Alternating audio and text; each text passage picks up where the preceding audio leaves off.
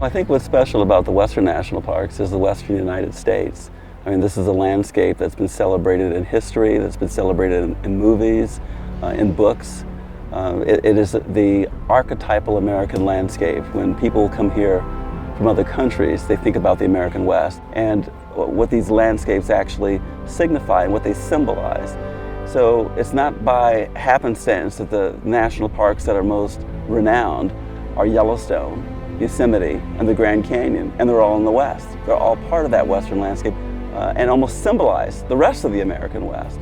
So they're not just places, there's this iconography that's associated with Western national parks. The national parks of the United States are chapters in the book of America's legacy. They're a showcase of some of the world's greatest natural wonders. These lands contain the stories of our history and tell us what it means to be an American. They remind us why we should pass these stories on to future generations. In 1832, Western artist George Catlin envisioned a nation's park to preserve America's wilderness for future ages. 40 years later, the United States Congress created Yellowstone National Park in 1872. But it wasn't until 1916 that the National Park Service was created, an agency appointed with the challenging task of both protecting and promoting these American treasures for the benefit and enjoyment of all people. Today, nearly 400 parks and monuments can be found from the Pacific coast to the eastern seaboard. Yet it was in the West where the sanctuaries of rugged beauty inspired the larger system and remain the most treasured to this day.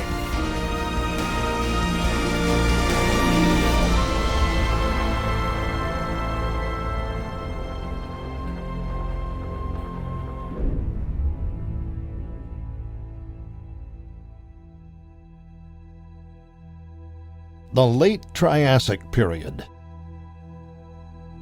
Through the mists of the prehistoric jungle, the first dinosaurs roamed through the area now known as Petrified Forest National Park. In that time, trees almost 200 feet tall towered over a river system larger than anything on Earth today. As the trees died, they fell into streams and were buried with silt and mud. Volcanic eruptions filled the streams with ash, adding silica to the water. The wood soaked up and retained this water, where it crystallized into quartz, replacing the wood. In these fallen trees is a perfect preservation of the original wood patterns in perfect detail. They were there when the first ancient peoples made their homes here thousands of years ago. They are here today, and they will be here when our grandchildren come to visit, and their grandchildren after them. Nearly 10,000 years ago, the early peoples in this area had no alphabet and no books. But they left petroglyphs, literally stone writings carved into the rock. This was how they passed their stories through the generations, and these stories have survived to this day. Just like the prehistoric trees, they are frozen in time, frozen in rock.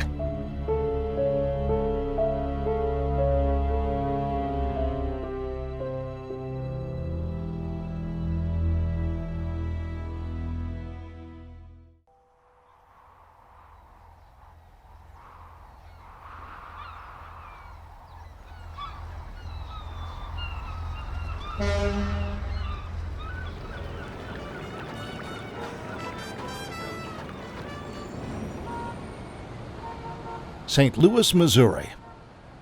Up until the turn of the 19th century, the United States ended here at the Mississippi River. During his presidency, Thomas Jefferson aspired to a continental United States, and so in 1803 he acquired an 800,000 square mile tract called the Louisiana Purchase from France, who had just acquired it from Spain. This area now makes up almost a third of the current contiguous United States. The purchase allowed the explorers Meriwether Lewis and William Clark to make their historic journey to the Pacific. The expedition had previously been prohibited by Spain.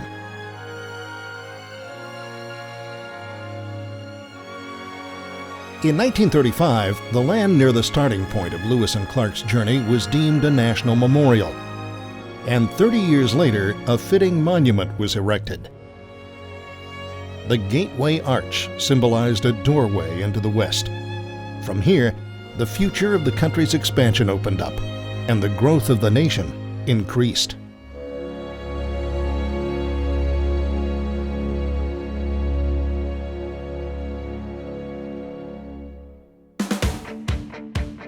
Yellowstone National Park is a serene enclave of wilderness nestled in the northern slopes of the Rocky Mountains. But under its surface is the caldera and flanks of a supervolcano. Groundwater is superheated by proximity to the volcano's magma chamber, its volatile heart of molten rock currently slumbering 2/3 of a mile beneath the surface.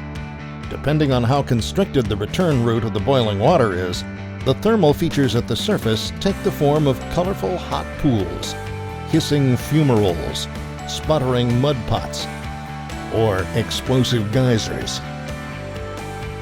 By far, the most enigmatic geyser in the park is called Old Faithful. To witness an eruption of Old Faithful geyser is to experience the essence of Yellowstone. Even though there are geysers that erupt higher and for longer periods of time, rarely do you find nature's power and beauty displayed with such grace.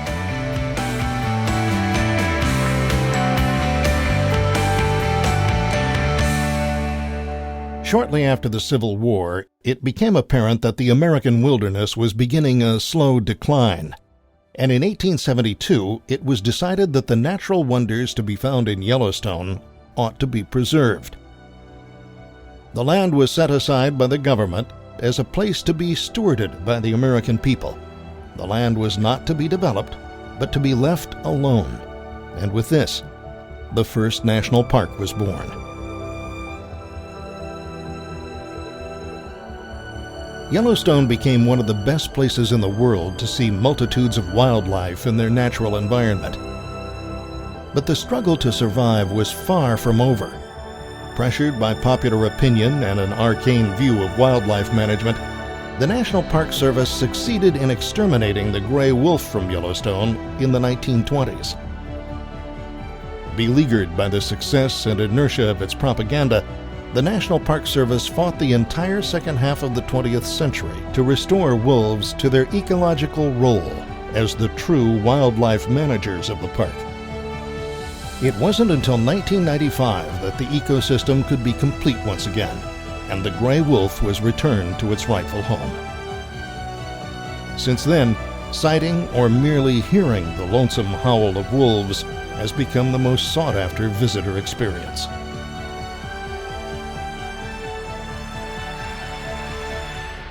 And I think the fact that you can see both grizzly bears and wolves in Yellowstone is another thing that makes Yellowstone an unforgettable experience. Even if you see a wolf pack off in the distance and you know that they're wolves, it's unforgettable because there's no other animal that's so symbolic of wilderness or that which is wild as the wolf, except for maybe the grizzly bear, and they're both there.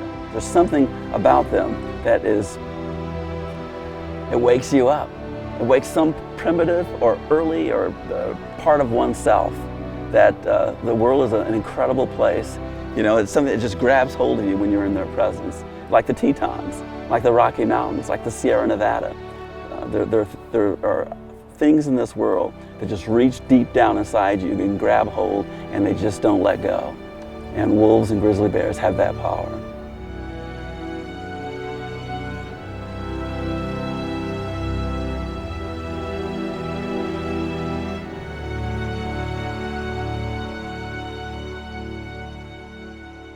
Just south of Yellowstone lies Grand Teton National Park.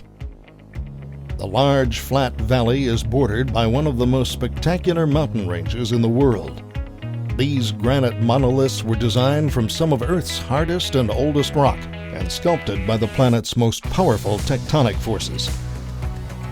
They rise up without foothills, creating a startlingly striking view from almost anywhere in the park.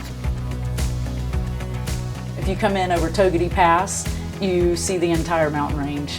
It is jaw-dropping and heart-stopping. It's the way I come in every summer, and it absolutely takes your breath away. If you come in from Jackson, you see most of the valley, and you get the very, very dramatic view of the range because you have the valley straight out in front of you, and then you see the 40 miles of the mountain range, which is just spectacular. You can't not look at them.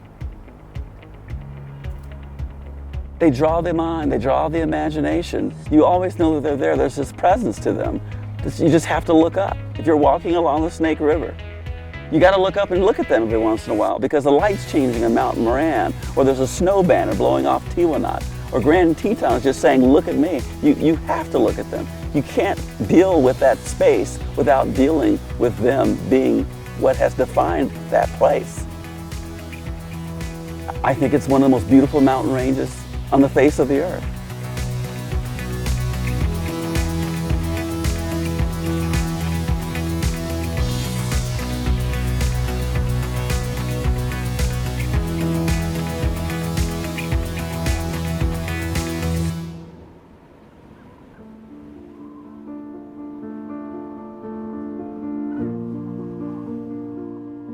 I think, you know, so many people think, oh, it's the Park Service, that's their job to, you know, and their mission to protect the parks. But really, we all own them. We all own the national parks. So it's everybody's job to want to be able to protect these areas, because they do protect natural and scenic areas and historic areas that are nowhere else in the world.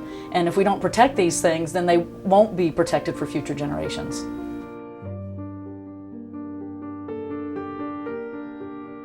If there are any other mountains in North America that can rival the Grand Tetons, it could only be the craggy peaks of Glacier National Park. Glacier is a dramatic, ice-carved land of towering mountains, punctuated by sparkling lakes and broad U-shaped valleys. 3 historic lodges harken back to a bygone era: Glacier Park Lodge, Lake McDonald Lodge, and Many Glacier Hotel. The hike to Iceberg Lake is an adventure of discovery. The Going to the Sun Road is one of the most spectacular scenic drives in the country. Grizzly bears, mountain goats, and bighorn sheep are often spotted among the steep terrain. Beautiful St. Mary Lake is one of the park's largest, nearly 10 miles long and 300 feet deep. This valley, the mighty mountains that flank it, and the lake itself were all sculpted by immense glaciers during the last ice age. Over the last 12,000 years, these glaciers have slowly melted and disappeared due to warming temperatures. In 1850, Glacier National Park had 150 glaciers. Today, there are 26. Studies show that within the next few decades, they may be gone completely. The thought that we may lose glaciers in Glacier National Park is a great tragedy. It's not just that the park was named for that particular feature, glaciers. It's that there may come a time when people may even wonder, what's a glacier? Why would a park be called a glacier? And no one has ever had an experience of being in the presence of a glacier. I think it's important that if the glaciers do disappear from Glacier National Park, that we don't change the name, that we hold on to that name, because then in the future it might become symbolic of what else could be lost.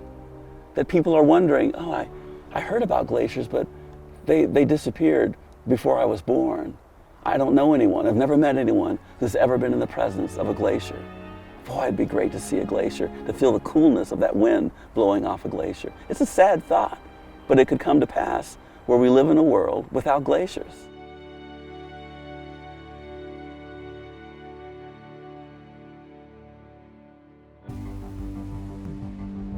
Though Yellowstone, Grand Teton, and Glacier may be many Americans' favorite Western parks, for many, Colorado's Rocky Mountain National Park is their first Western park experience. The land was set aside in part for its high mountain peaks, where alpine tundra dominates the landscape. Fully 1/3 of the park is above the tree line. This is a harsh yet fragile environment, where the growing season is short and only the hardiest plants survive. In contrast, the park's lower slopes and valleys are lush and forested and teeming with wildlife. Winter is a time of quiet and solitude. All the eye beholds seems frozen in time. Nature has blessed this part of the country with lavish and rugged beauty.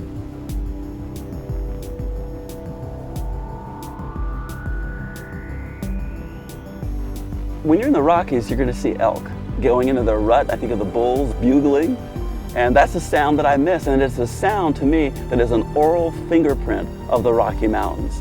I mean, it's something that I've never heard in Yosemite. I've never heard in the Sierra Nevada, the bugling of elk in the fall. And to me, that sound identifies the Rocky Mountains as being separate from the Sierra Nevada. It is identity. It's like a biological fingerprint that says you're in the Rockies.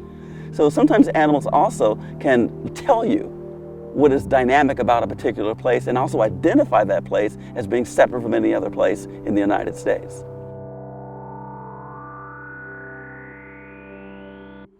We have in the West a history that precedes the founding of the country, a history that was before 1776.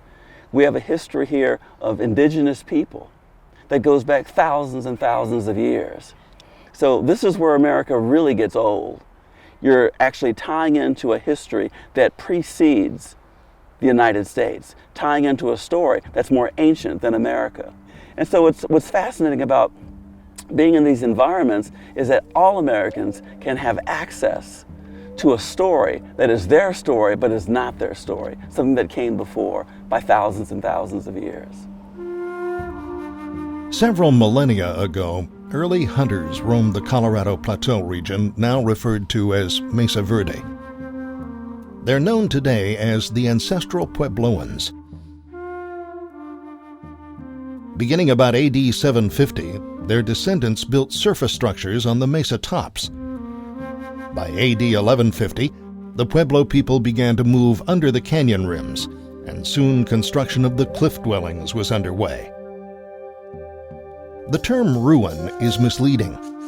Expertly constructed, these buildings endured ravages of time for centuries and weren't ruined until the late 1800s, when American and European vandals collapsed floors and toppled walls in their futile hope of finding treasure. Mesa Verde became a national park in 1906. Cliff Palace is the largest cliff dwelling in North America, and up to 500 people might have lived here. Though reminiscent of castles, many archaeologists think defense was a secondary concern. At their cultural peak, it appears these people were more concerned about shelter and farmland, and so concentrated their homes where plants couldn't grow, in the shadows of great alcoves. Then, for reasons unknown, the ancestral Puebloans left the region about AD 1350. The Sun Temple was never completed. These great pueblos remain a testament to the rise and fall of a skilled and resourceful people.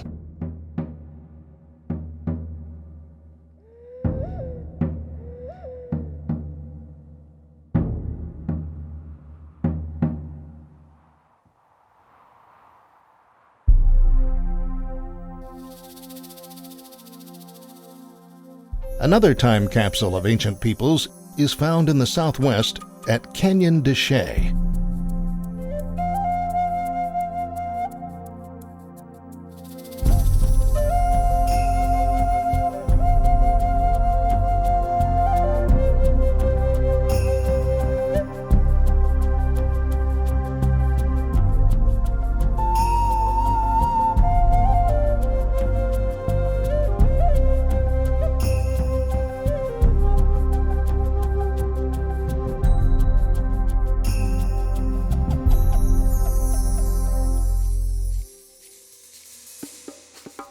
Mesa Verde and Canyon de Chelly are part of a larger geographic area in the American Southwest called the Grand Circle. It's a collection of parks and monuments that form a concentrated circular area in Arizona, Utah, Colorado, and New Mexico.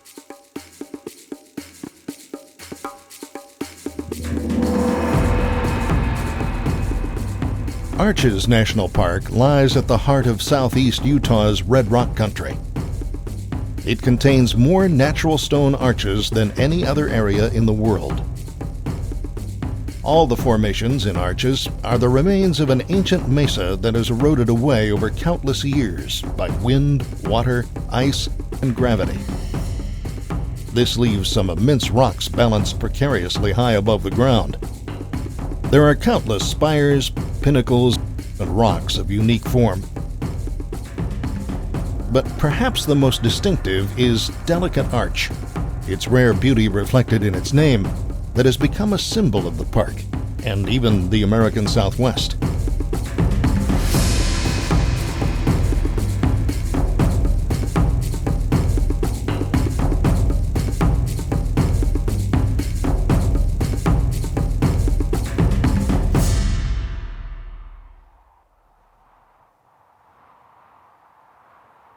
Dead Horse Point offers one of the most spectacular viewpoints in the United States. It overlooks the Colorado River 2,000 feet below, and hundreds of square miles of highly colored mountains, canyons, and gorges.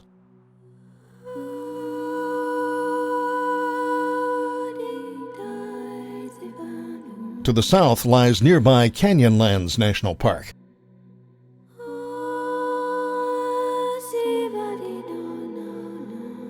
A trip down the Colorado River through Canyonlands is a true wilderness experience, not altogether unlike the trip John Wesley Powell took when he first explored the area.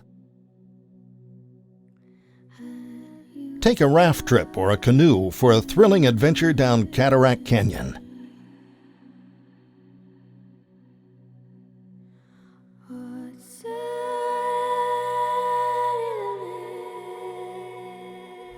You know, and when you think about these parks and their individuality, it's kind of like people. People are individuals. Everyone can be put in the same kind of pressure, same sort of stress, but they'll respond to it differently. So when you're in a park like the Grand Canyon or Zion or Arches or Canyonlands, they're different parks with a different response to the same pressures, the same erosive forces, but the response is different because the rocks are a little bit different. So the character is a little bit different. So it's also, to some degree, a revelation of character. And we tend not to think of these places as having personality, but they do. But that personality comes to the fore as a result of these pressures that are put on them, as a result of erosion.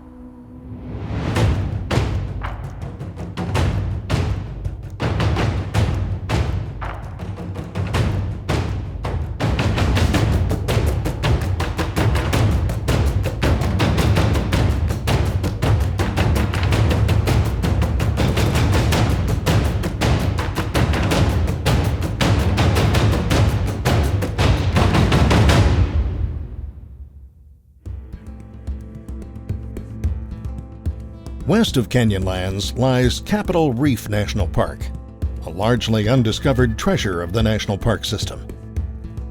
It's a land of surprising, sometimes incredible contrasts. Its unusual name was arrived at a century ago because of the rounded grayish-white domes resembling the U.S. Capitol Dome. Here is one among many locations peppered across the Colorado Plateau where rock art left by ancient peoples has stood the test of time, a testament through the ages of their stories and culture.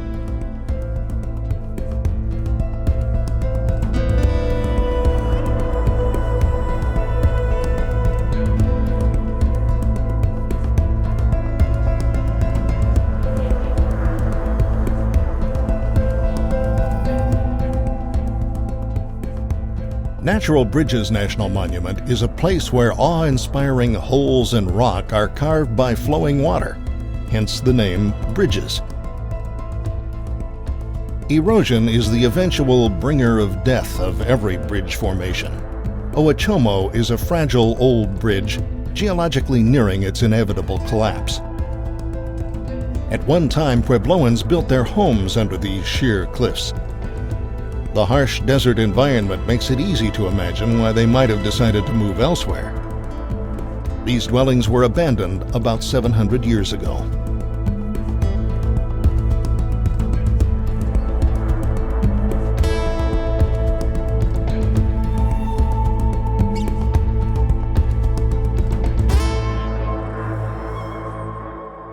In geology, there are only three important numbers. There's 0, 1, and 3. Now, 0 in geology, if you never see it, means it doesn't happen, doesn't exist, doesn't occur. 3 means it occurs everywhere, like the building of mountains, the formation of prairies. And then there's 1. And 1 means it's an oddball. 1 means you aren't really sure how it happened because you only have 1. And here at Bryce, we're the only one on the surface of the Earth where you have this unique confluence of weathering and erosion. Now, there's only one Bryce. And so Bryce, you see, is truly unique. Bryce Canyon National Park is one of the world's geological masterpieces. Located in southwestern Utah, Bryce Canyon is not actually a canyon at all. It's a series of multicolored amphitheaters eroded out of the cliffs over eons of time. The intricate handiwork of this erosion is unique on this planet, creating brightly colored pinnacles and spires known as hoodoos. Below the rim, one can appreciate the scale of Bryce and absorb the shapes, the contrasts of light and color in these tangled canyons. It's a land eroded not by wind, but by water, in the form of rain, ice, and snow. In early morning, as the sun's first rays touch the amphitheater, the rock takes on a special glow that can be among the most enchanting of all park experiences. This is the time when Bryce seems to become a supernatural place, a window into another world. But I have to say, when you're at Bryce Canyon, at that amphitheater, and you're there at sunrise, it is one of the most marvelous things in the world, just to see how light can do so many wonderful things in such a short period of time. It's very beautiful, and it's small geographically, but it's large imaginatively. It's not a large national park. It's small in terms of acreage, but there's so much. It's like it's its own microcosm of rock, of sandstone, and it's just it's very beautiful. The geology of Bryce Canyon is a product of the freezing and thawing of water. The technical term is frost wedging. So if you have, snow on top of the formations, imagine this hand with the cracks in it being the rock. We've got snow here. As the snow melts, the water trickles down inside the holes in the rock. And then later at night, when it freezes, it not only expands, but it gets harder, and it slowly breaks open over hundreds and thousands of years, these holes, until they're so large they can no longer support the weight of the roof. And when that collapses, the delicate sticky up bits on either side, we call those the hoodoos. To even the most untrained eye, the wall of windows seems like an especially prominent target for erosion. The forces of rain and frost have pierced a number of openings into this thin wall of rock. Over a period of time, these windows will collapse as others appear. The entire formation, like every formation in the park, will eventually disintegrate. Erosion will create new ones that will take their places. This continuing cycle of decay and replacement is comparable with birth and death among living things. The night skies, the whole idea of a starry night, thinking of Vincent van Gogh and the starry night, it's very evocative, it's very magical, it's mystical. And I think that when you're in the Southwest and many of those parks, for people who live in cities, and over 90% of Americans live in cities, we have lost that contact with the primeval, with the primordial. And we have forgotten what the night sky is for.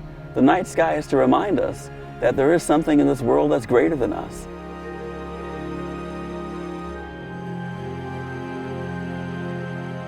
Here at Bryce Canyon, we use astronomy to heighten people's awareness to the importance of natural darkness. And we're a really dark place. And the reason why darkness is so important is for not only seeing the beauty of the night sky, but because it's the fifth variable in determining the quality of habitat. Most people, when you learn what makes good habitat, you learn that you have food, water, shelter, space, the four things. But the fifth one is the quality of the natural darkness.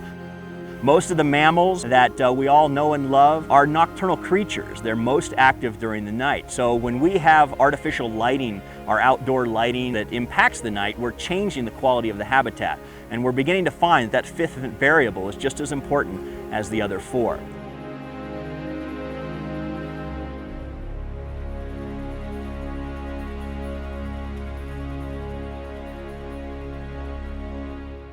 Here at Bryce Canyon, we have a 7.4 limiting magnitude. It means that on any given night when there's not a moon in the sky, you can see 7,500 stars. By comparison, in a very rural community, let's say hypothetically we have like 4 farms and they happen to meet at a corner and they decide to incorporate and they put up a couple of street lights. In a place like that, you're going to be able to see maybe 2,500 stars. But here with 7,500 stars gleaming overhead, it's an entirely different view of the nighttime sky.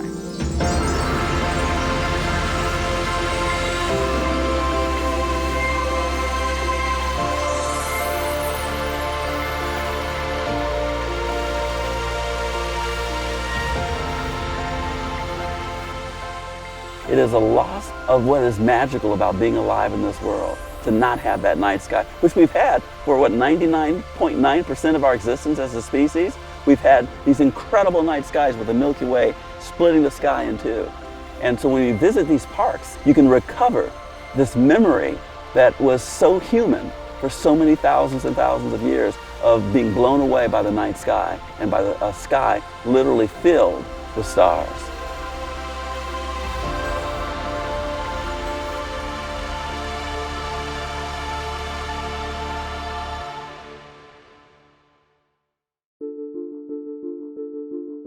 Zion National Park is a place of huge sandstone monoliths and enormous towering walls.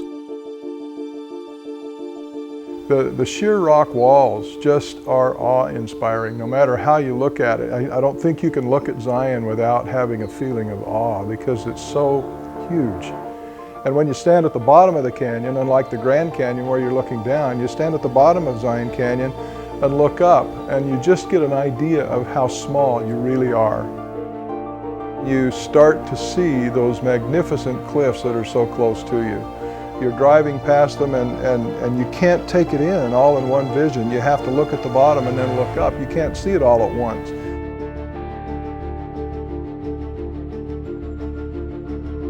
This canyon and its 3,000-foot cliffs have been sculpted by the Virgin River, scouring and carving this rock for millennia.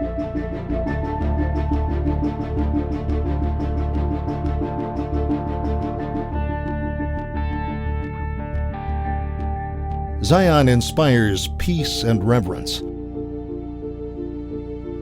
Early pioneers bestowed names like West Temple, the Pulpit, and Angel's Landing. A number of trails of varying difficulty wind up the canyon walls.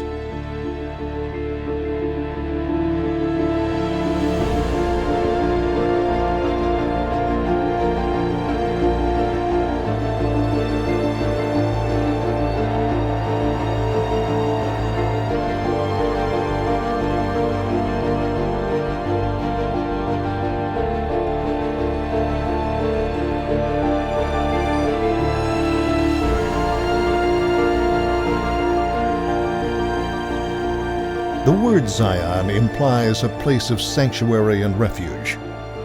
One visit, and you'll know why early settlers gave it this name.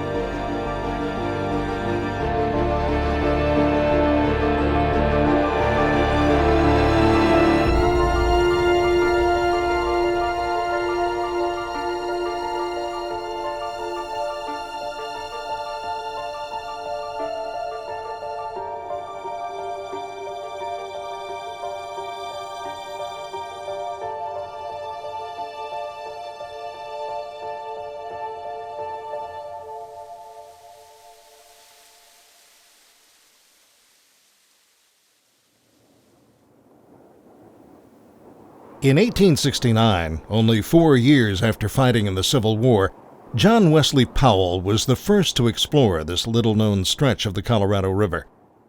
On August 3rd of that year, he wrote, "We have a curious ensemble of wonderful features, carved walls, royal arches, glens, alcove gulches, mounds, and monuments. From which of these features shall we select a name? We decide to call it Glen Canyon. Glen Canyon was dammed in 1966, and the lake that formed was named Lake Powell after its first explorer.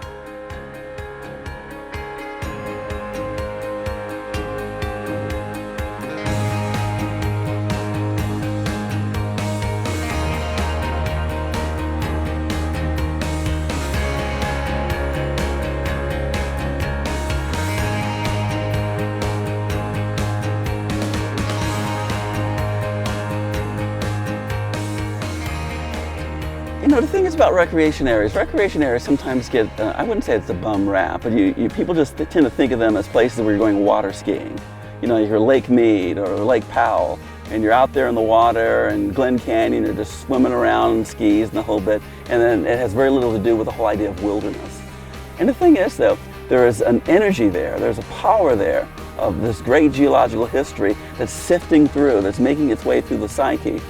You know, you're looking at sandstone and the whole history of how sandstone gets deposited, how sandstone becomes sandstone, sedimentary rock, how that's even a process that we're a part of. And when you're out there in the water, you may not be having necessarily these thoughts, but you have to be struck by the beauty of the place that's around you.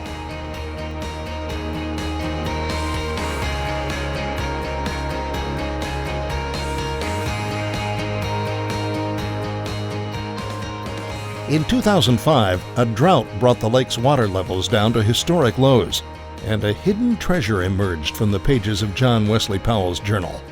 A towering rock-roofed canyon he named Cathedral in the Desert.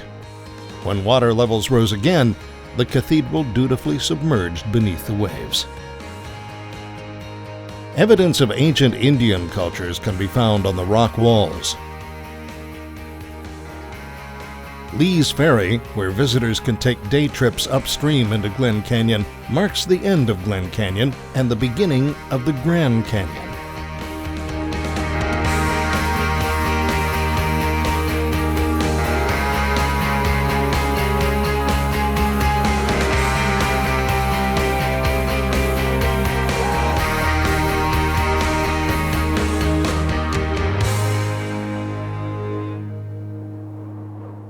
Each year, millions of people come to visit the most astonishing landscape in the world, the Grand Canyon.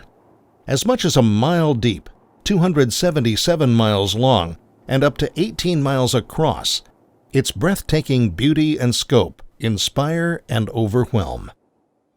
In 1908, President Teddy Roosevelt admonished, "Leave it as it is. You cannot improve upon it. The ages have been at work on it, and man can only mar it." The Grand Canyon is the deepest and oldest layer of the Colorado Plateau, a story of erosion millions of years in the telling. In more ways than one, it's a place where history meets the present. John Wesley Powell led the first successful expedition through the Grand Canyon, where previous explorers had perished. Only 30 years later, at the turn of the 20th century, the Grand Canyon Railway made access to this natural marvel easier and more accessible. The journey begins in the town of Williams and ends at the world-famous El Tovar Hotel, built on the rim of the canyon in 1905. In the same year, Mary Jane Coulter, working in an era where few women held architecture degrees, designed Hopi House.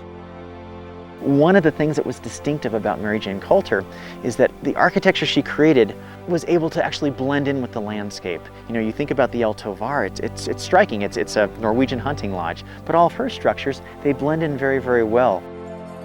It forms the background for presentations by authentic Hopi dancers.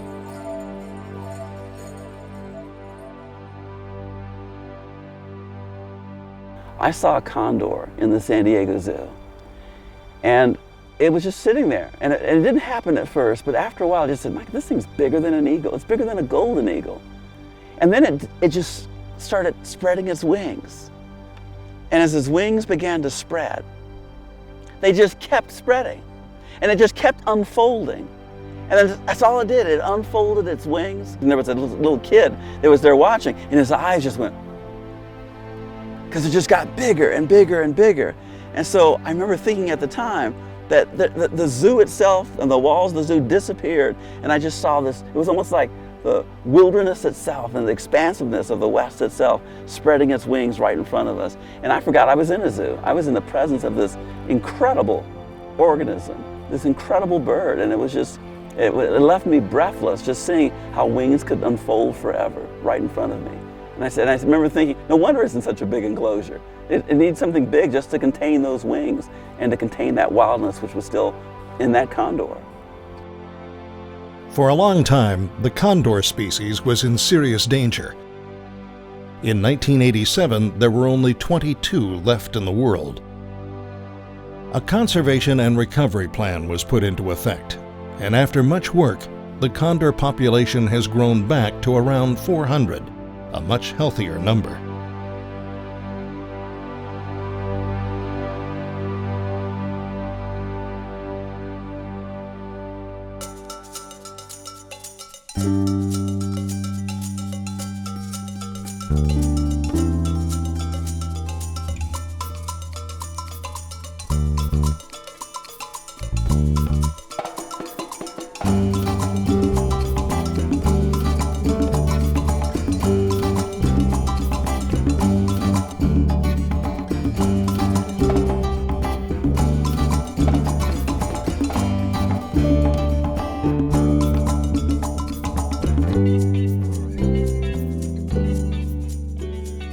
The north rim of the Grand Canyon offers a different perspective.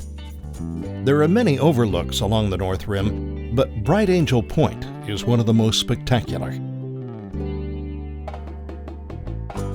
Grand Canyon Lodge offers one of the most dramatic settings of any hotel in the world, perched on the very rim of the vast gorge. To really take in the grandeur of the North Rim, hike or take a mule trip down the North Kaibab Trail into the interior of the canyon. It'll be an experience you will never forget.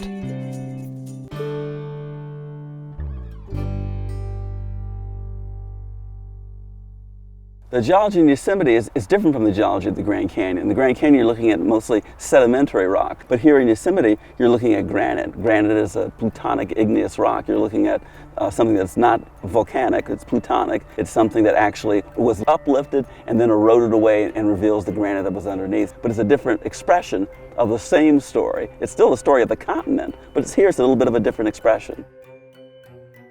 No temple carved with hands can compare with Yosemite. Every rock in its walls seems to glow with life. John Muir.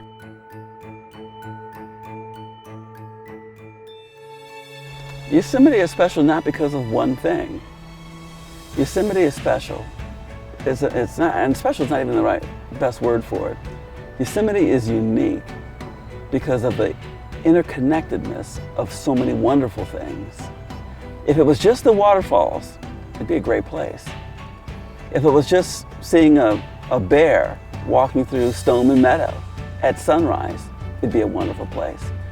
If it was just taking a rest from a walk early in the morning in the Mariposa Grove of giant sequoia, when right above you is the grizzly giant, just that alone would make it an incredible place. But when you have this combination of the giant sequoia and Yosemite Falls and Half Dome, El Capitan, the Merced River, all those things in combination create something that is greater than the sum of all the parts, of all the pieces. It's almost too much. It really is. It's over the top to be in this environment. It's off the charts. It results in silence, being speechless, being so moved you can't even find the words to express what you're feeling.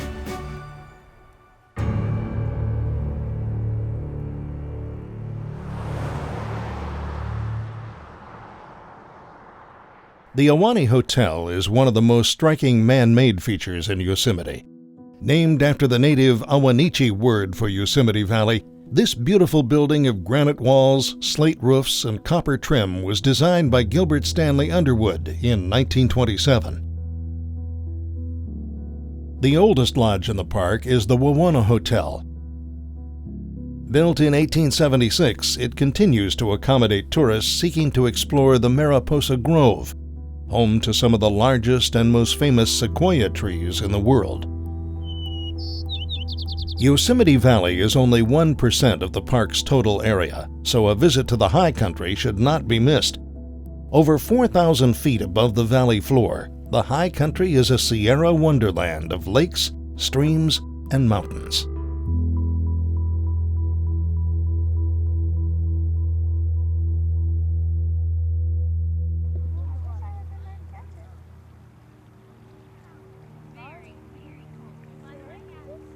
In 1914, Lassen Peak began a series of eruptions that came to a violent climax the following year when the peak literally blew its top. This is the only known motion picture of the eruptions. Lassen Volcanic National Park is a hotbed of geothermal activity, with pools of boiling water and steaming fumaroles. The distinct odor of sulfur is constantly in the air. Free of ice only during the warmer months, Lake Helen is a beautiful glacial lake near the base of Lassen Peak. Nearby, the boiling hot springs and steaming hot acid pools form the largest geothermal area in the park, a place called Bumpus Hell. It is a rugged, blackened reminder of the powerful forces at work beneath the surface of the Earth.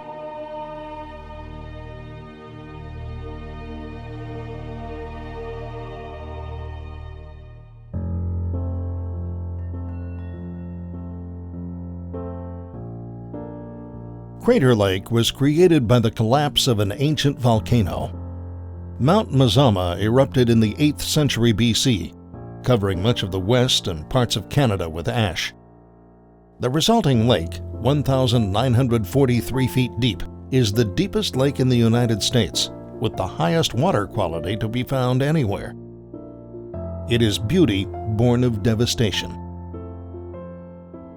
Evidence of that violent cataclysm still remains. The blast was 100 times greater than the 1980 eruption of Mount St. Helens. 2 islands reside in these deep waters, the Phantom Ship and Wizard Island. Nearby Senate Memorial Overlook provides panoramic views of the lake.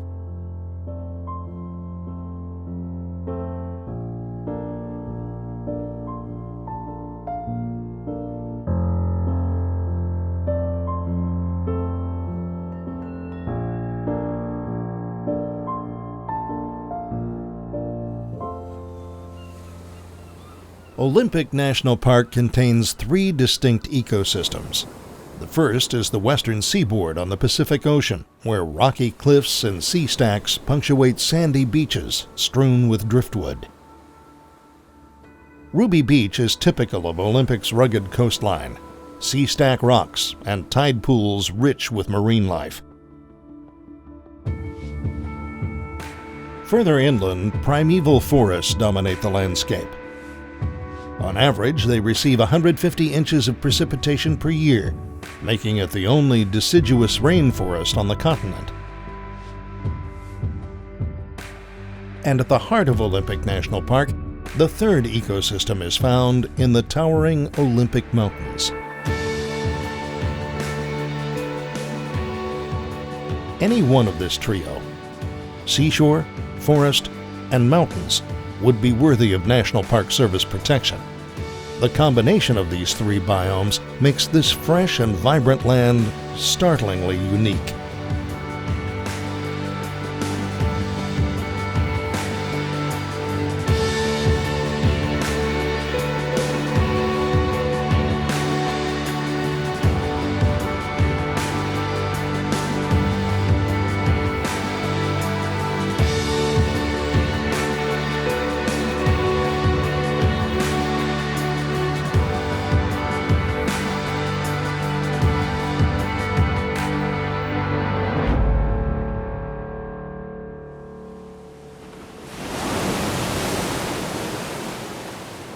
Along the rugged coast of Northern California, ancient groves of some of the world's tallest trees grow.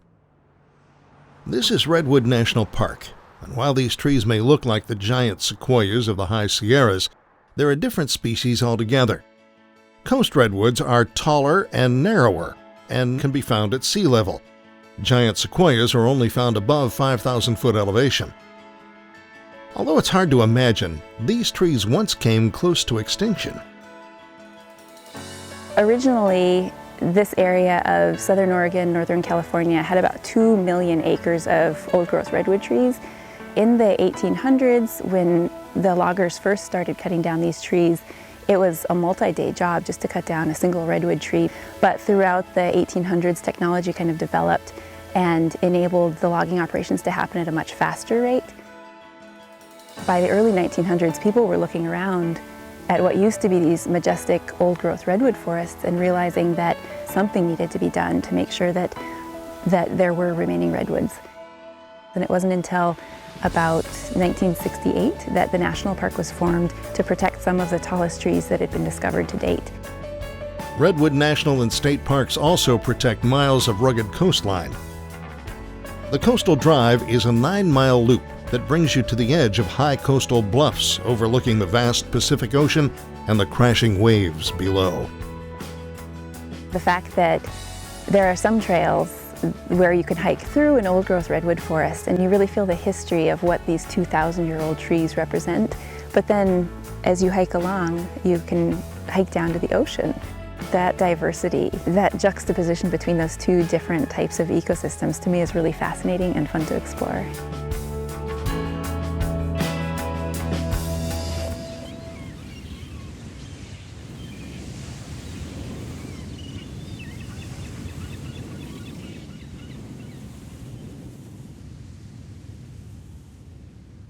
Golden Gate National Recreation Area is the largest urban national park in the world, situated in and around San Francisco, California.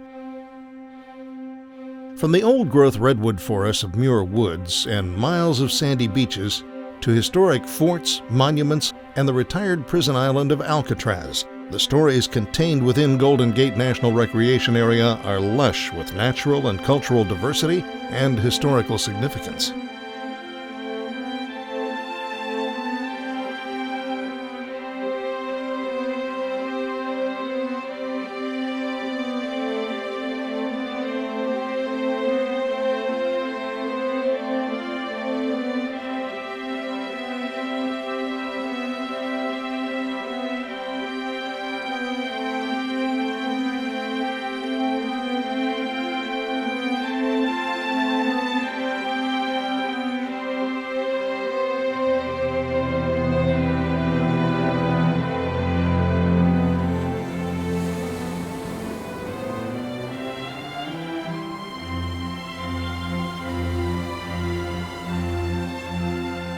While redwoods may be the tallest trees in the world, the giant sequoia is the largest in volume, and they can be found at higher elevations up in the Sierra Nevada to the south, at Sequoia and Kings Canyon National Parks.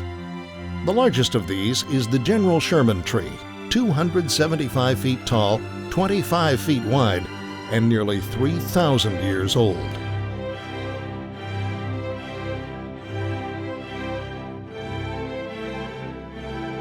Live each season as it passes. Breathe the air. Drink the drink. Taste the fruit. And resign yourself to the influences of each. Henry David Thoreau.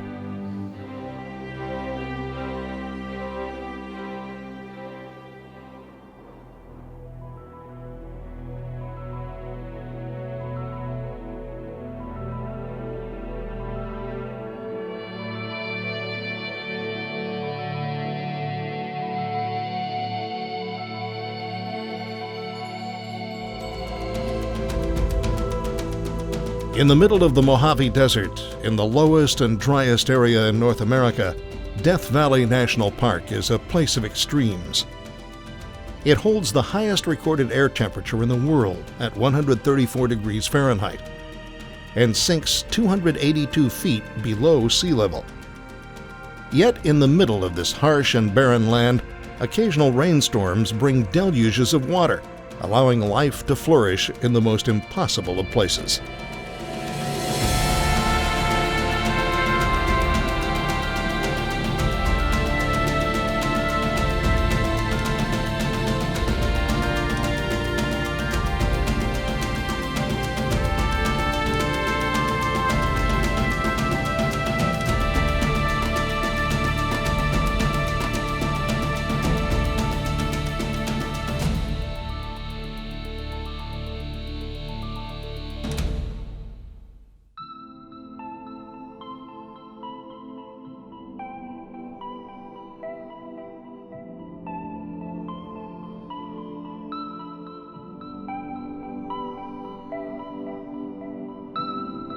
Carlsbad Caverns is one of the world's most impressive caves. Unlike many caves, here your exploration is not restricted to guided tours. Paved walkways and railings make it safe to explore this underground wonderland at your own pace.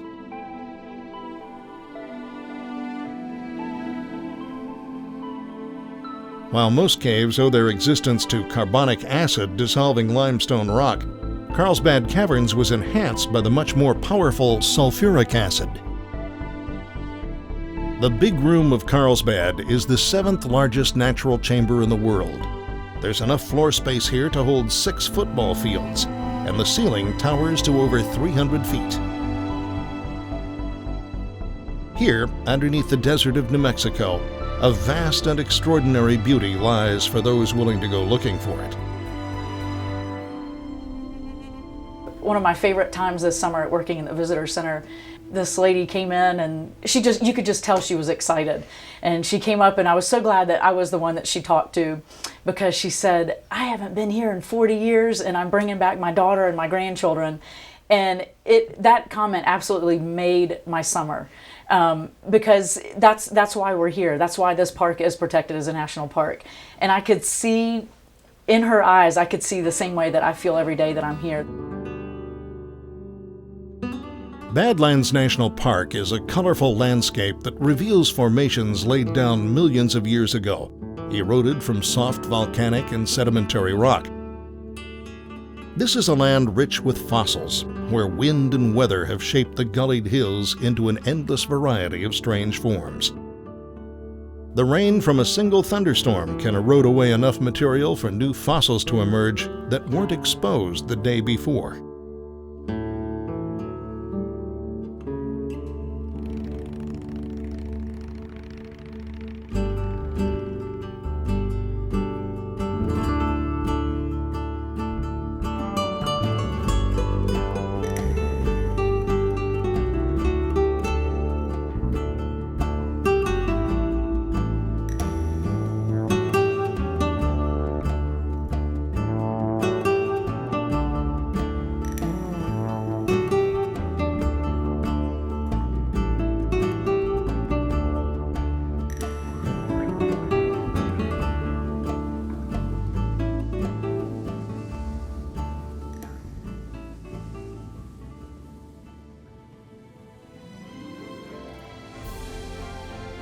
To the west of Badlands, in the Black Hills region of South Dakota, lies the impressive Mount Rushmore National Memorial. Here, 60-foot sculptures of 4 of our most influential presidents, George Washington, Thomas Jefferson, Theodore Roosevelt, and Abraham Lincoln, are carved into the mountainside. Together, they represent different eras of our country's history and fundamental aspects of our American heritage. But at the same time, Mount Rushmore is in the Badlands, the homelands of indigenous people. So from the perspective of someone who is Sioux, Lakota, Dakota Sioux, it shouldn't be there. Or the fact that it's there symbolizes a history of subjugation, a history where certain people were not even perceived as being people. So there's a lot of pain that's tied into the DNA of Mount Rushmore, into the history of Mount Rushmore. It's a problem.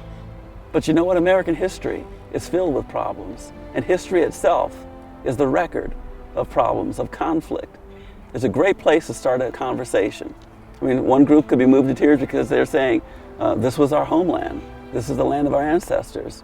You know, our blood is part of the soil here. And another group is thinking, oh boy, I just love what Teddy Roosevelt did. He was a great president. And they're all right in their own particular perspective on that story. They're all completely right.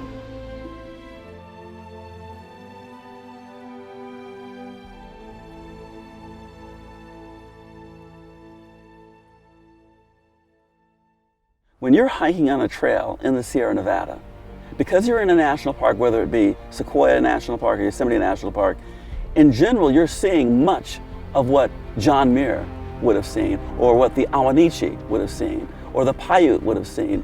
When you're floating down the Colorado River, today, on a raft trip, you're seeing essentially what John Wesley Powell saw.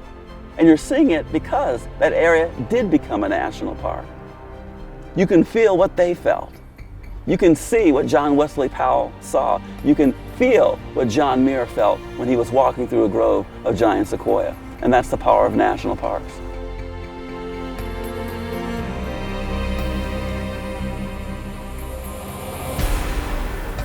The western United States is filled with hidden treasures of unparalleled beauty. Forests that have never been cut down. Rivers that have never been dammed. Rock formations that have never been disturbed. Wildlife that has never been tamed. Stories whose beginnings stretch back to before the age of the dinosaurs and have been protected so that they can be told to you.